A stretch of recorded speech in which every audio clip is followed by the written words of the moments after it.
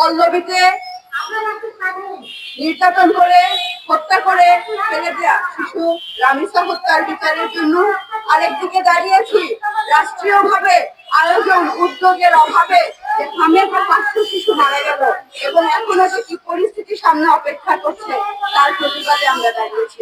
আমার বন্ধুগণ, আপনারা জানেন আমরা দেখছি এই যে হামের যখন শুরু হয়েছে আমের টিকা না থাকা সেটা নিয়ে আলোচনা এবং একের পর এক শিশু চিকিৎসার অভাবে এবং হামের তীব্রতায় মারা যাচ্ছে। আমরা একদিকে দায় দেয়া দেখছি, দোষ দেয়া দেখছি, এখানে নানা রকমের কথা শুনছি, কিন্তু আমরা এই শিশুদের যারা আক্রান্ত হচ্ছে জেলায়, উপজেলায়, থানায় এবং ঢাকায় কোনো ক্ষেত্রে তাদের যে পরিপূর্ণ চিকিৎসা, তাদের যে প্রয়োজনীয় চিকিৎসা, সেই চিকিৎসার ব্যাপারে আমরা কথা শুনছি না।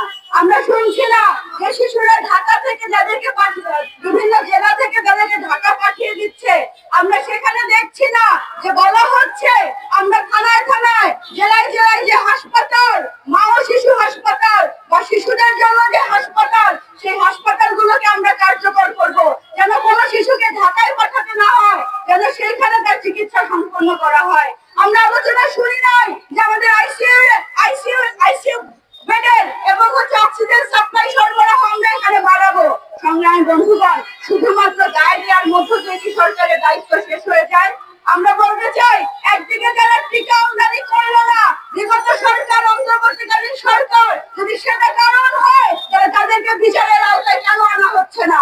আমরা প্রশ্ন করতে চাই যে চিকিৎসার অভাবে শিশুরা মারা যাচ্ছে, তাহলে সেই চিকিৎসার জন্য কি আয়োজন সরকার এখানে করছে? তাদের ট্রিটমেন্টটা কি এখানে সহজ করে দেওয়া হয়েছে? আমরা পত্রিকার পাতায় দেখেছি বাবা মায়ের আহাজারি, যে 80,000 টাকা হাসপাতালে দেওয়ার পরেও সন্তানকে হাসপাতাল থেকে ছাড়ছে না, তার আরো বিল দেওয়া বাকি আছে। এরকম করে একদিকে যে চিকিৎসার অভাব, একদিকে যে টিকার অভাব, অন্যদিকে এই পরিস্থিতিকে সামাল দেওয়ার জন্য রাষ্ট্রের যে উদ্যোগের অভাব, সে আলোচনাটাও এখানে হওয়া দরকার। যদি আগে তারা এখানে অপরাধী হয়, রাষ্ট্রের আয়োজন যে নেই, সেখানে তারাও কম অপরাধী নয়। আমরা এই বক্তব্যটা, দায়িত্বটা রাষ্ট্রের কাছ থেকে আশা করি। সংগ্রামী বন্ধুগণ, রামিসা হত্যার কথা নতুন করে কিছু বলার নাই। গত 3-4 দিন ধরে মিরপুর, ঢাকা এবং সারা দেশে রামিসা হত্যার প্রতিবাদে উত্তাল হয়ে আছে। সংগ্রামী বন্ধুগণ, একটি কথাই শুধু এখানে বলার আছে, এরকম চিন্তা, এরকম মানসিকতা কিভাবে তৈরি হয়, সেখানে আমাদের যাওয়া দরকার।